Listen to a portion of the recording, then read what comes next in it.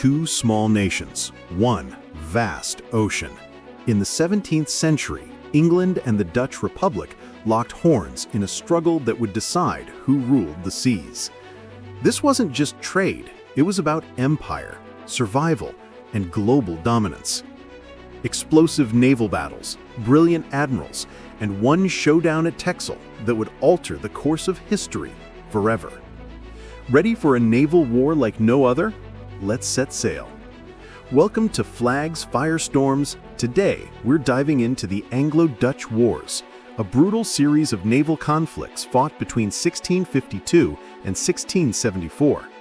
England and the Netherlands, two rising powers, clashed again and again across the high seas, each determined to command the world's trade routes. From the thunder of broadside cannons to daring raids that shook empires, this is the story of ambition, betrayal, and the quest for naval supremacy. And at the heart of it all, the dramatic Battle of Texel, where the fate of nations hung in the balance. Part 1. The stakes. The mid-17th century was an age of sails, cannons, and commerce, and whoever ruled the seas ruled the world. In England, first under Oliver Cromwell and later Charles II, ambition burned hot. The English wanted to dominate global trade, from the spices of the East Indies to the sugar of the Caribbean. But one nation stood in their way: the Dutch Republic. The Dutch weren't just another rival, they were the masters of commerce, with a merchant fleet larger than all of Europe's combined, and the mighty Dutch East India Company, the richest corporation the world had ever seen. Dutch ships carried goods across every ocean, and with that trade came immense power. England couldn't compete unless they changed the rules. And so came the Navigation Acts, laws designed to cripple Dutch shipping and force trade into English hands. To the Dutch, it was nothing less than economic warfare. Tensions boiled over in 1652. Cannons roared, sails snapped in the wind, and the First Anglo-Dutch War began. At stake wasn't just pride or honor, it was global supremacy. Control of the seas meant control of wealth, colonies, and the future. For England and the Dutch, there was only room for one naval superpower. Part 2. The Naval Revolution. The Anglo-Dutch Wars weren't fought with armies on land. They were decided on the open sea, where fleets of massive wooden warships clashed in thunderous duels of cannon fire. This was the age of the ship of the line, floating fortresses bristling with dozens of heavy guns. Battles weren't wild melees anymore. This was the era of the line of battle. Warships formed disciplined lines, trading broadsides in devastating volleys that could shatter hulls, splinter decks, and decide the fate of nations. But behind the cannons stood the commanders who gave these fleets their bite. On the Dutch side rose Michael de Ruyter, a sailor turned legend.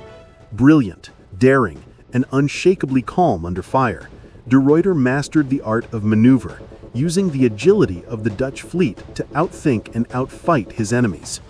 Facing him was England's own Titan of the seas, Robert Blake, a relentless commander and one of the founders of the modern Royal Navy. Blake pushed discipline and innovation to new levels, transforming England's fleet into a professional, battle-ready force. When these men clashed, the seas erupted into chaos. Fleets twisted and turned as admirals tried to outflank one another, gun ports opened, cannonballs screamed through rigging, and boarding parties fought hand-to-hand in brutal close-quarters combat. This wasn't just naval warfare, it was a revolution at sea. The lessons learned here would shape how fleets fought for centuries to come. Part 3. The Battle of Texel. By the summer of 1673, the Dutch Republic stood on the brink. England and France had joined forces in the Third Anglo-Dutch War, aiming to crush the Dutch fleet once and for all, and clear the way for an invasion. The fate of the Netherlands, its trade, its independence, its very survival, rested on the shoulders of one man, Michael de Ruyter. On August 11, 1673, off the coast of Texel, de Ruyter faced a combined Anglo-French armada. Outnumbered, outgunned, and hemmed in by the threat of invasion, he had no choice but to fight. The battle began in a fury of cannon fire. Broadsides thundered as towering warships unleashed their guns, filling the air with smoke and splinters. But de Ruyter wasn't here to simply trade blows. He was here to outthink his enemies.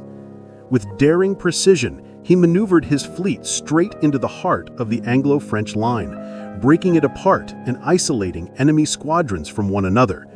Instead of being crushed by superior numbers, the Dutch turned the chaos to their advantage. Ship by ship, they fought with discipline and ferocity, hammering the Allies into retreat. The fighting was brutal. Warships collided, masts toppled, and decks ran slick with blood. Yet through the smoke and fire, de Ruyter's cool leadership held firm. By day's end, the Anglo-French fleet was forced to withdraw. The Battle of Texel was more than a Dutch victory. It was salvation. De Ruyter had saved his nation from invasion and preserved Dutch independence at its darkest hour. His tactical brilliance ensured that, for all of England and France's might, the Republic would endure. Part 4. The Legacy. The Battle of Texel was more than a Dutch victory. It was a turning point. Against overwhelming odds, the Republic had preserved its freedom, its trade routes, and its empire. The Dutch would remain the masters of commerce for decades to come, their fleets carrying the wealth of the world across every ocean. For England, the wars were bitter but instructive. Defeat and frustration forced them to confront weaknesses, reform their navy, and invest in shipbuilding, discipline, and strategy. The hard lessons learned in battle laid the foundation for the Royal Navy's rise to global supremacy in the centuries to follow. The wars officially ended with the Treaty of Westminster in 1674, restoring peace between the two nations. But peace did not end the rivalry. Instead, it transformed it. The Anglo-Dutch Wars had sparked a naval revolution, pushing both sides to adopt professional fleets, standardized tactics, and a focus on maritime dominance as the key to power. Their clashes reshaped not just Europe, but the world. Global trade, colonial empires, and the balance of power on the seas were forever altered. From the Caribbean to the East Indies, the echoes of cannon fire at Texel and elsewhere reverberated, shaping the destiny of modern empires. The Anglo-Dutch Wars proved one thing above all. In the age of sail, control of the seas meant control of history. Conclusion. The Anglo-Dutch Wars were more than a clash of cannons and sails. They were a struggle for the very future of global power. From the daring brilliance of Michael de Ruyter to the relentless drive of Robert Blake, these wars forged the foundations of modern navies and reshaped the world's trade and empires. But here's the question. Which naval commander do you think was the greatest? Was it de Ruyter, Blake, or someone else entirely? Drop your thoughts in the comments. We'd love to hear them. If you enjoyed this dive into history, smash that like button and subscribe for more epic battles and untold stories from the past. And don't forget to ring the bell so you never miss our next adventure.